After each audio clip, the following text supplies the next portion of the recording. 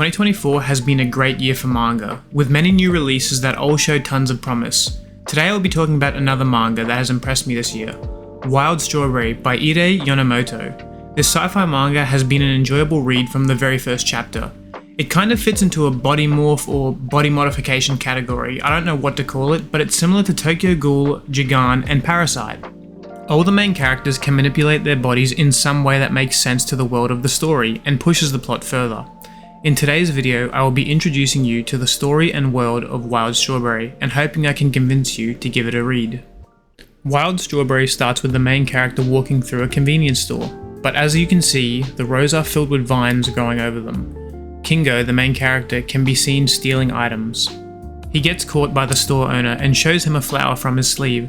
The store owner becomes anxious because of this, and Kingo tells the store owner to look the other way.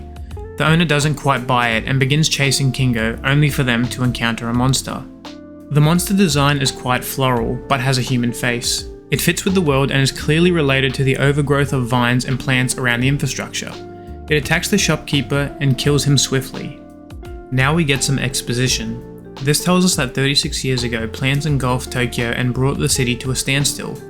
No one knows what caused the outbreak, but one thing that has become common knowledge is that the plants have evolved to absorb nutrients from humans. We are then introduced to Kingo's sister, who has become a host for a plant.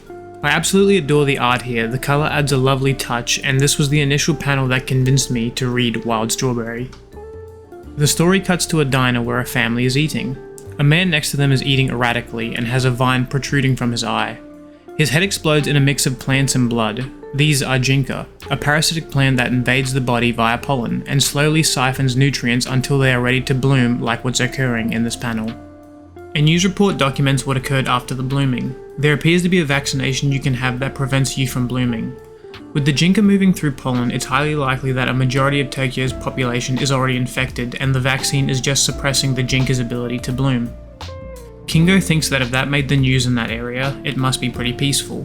Because in Inner Tokyo where he lives, it's a common occurrence that no one cares about.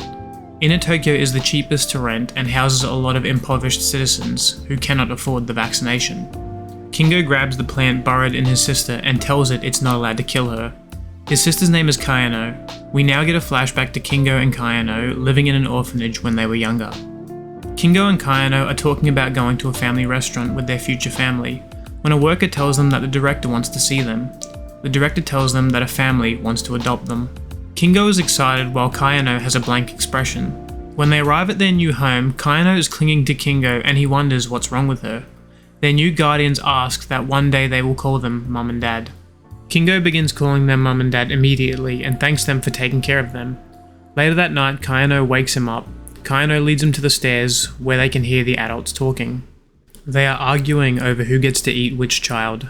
Kingo and Kayano hide in their room and Kingo struggles to believe what he heard, only for the man to enter the room moments later. The adults then change into their jinka forms and tell them that they need to be punished for eavesdropping.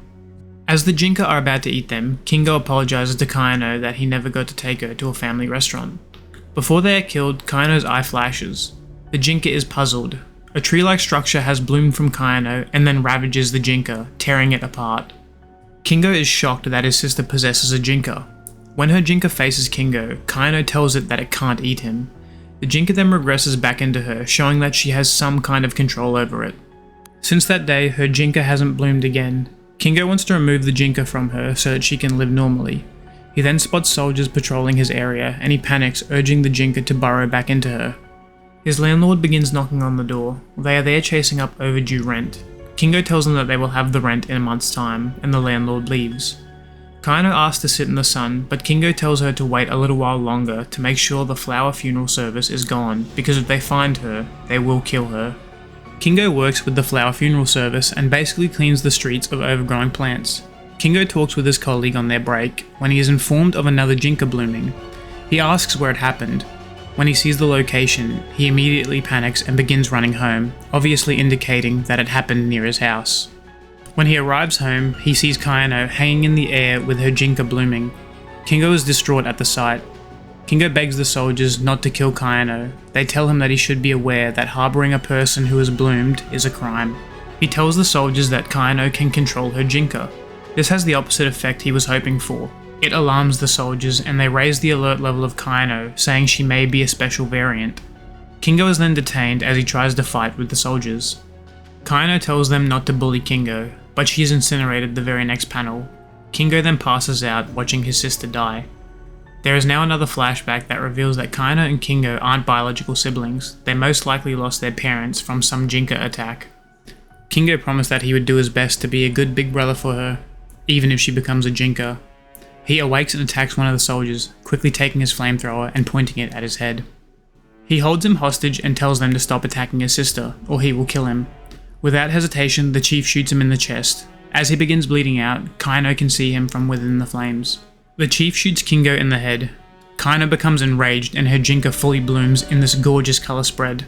I love the vibrant colours used to show the plants and how they bloom out from Kaino's body.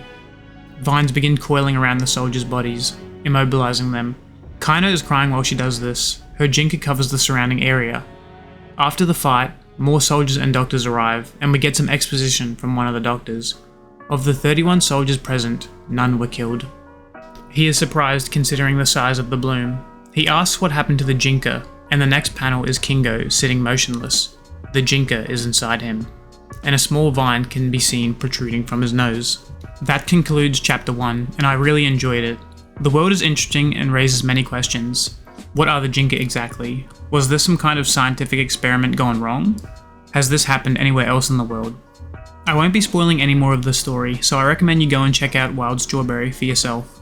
I like a lot of the story, especially the Special Flower Funeral Force, which is the group of soldiers that enhance their abilities by fighting with a Jinka. The giant shears they fight with are super cool. This is a specialized group of fighters that are there to fight Jinka in combat. The Jinka they bond with are cool and have their own unique personalities. I hope that in future chapters this is expanded upon, as right now there has only been very few moments with Jinka interactions. Although in the recent chapters there has been a bit more development with the Jinka, I look forward to seeing more. Another thing I really like is the different Jinka designs. They each fight in unique and different ways. For example, early in the series, one of the Jinka produces a gas that renders people unconscious and can only be woken up by a strong force of will.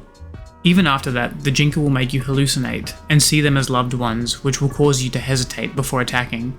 Another form I like is pretty much just a xenomorph from Alien. The variety of sizes, shapes and attributes of the Jinka certainly make each encounter unique, and it never really feels bland. The city is always overflowing with flora, and I can't imagine how long that must take to draw week in and week out, but it certainly gets the point across that the city is at the mercy of the plants. Well, this was a shorter video than usual, but the series is still ongoing and I will definitely be revisiting it when there's more chapters to binge. I highly recommend you give this series a try. Whether you like action, sci-fi, or even plants, it's a fun read from the get-go. Well, that's it from me. I hope you enjoyed the video, so like and subscribe if you did. See ya!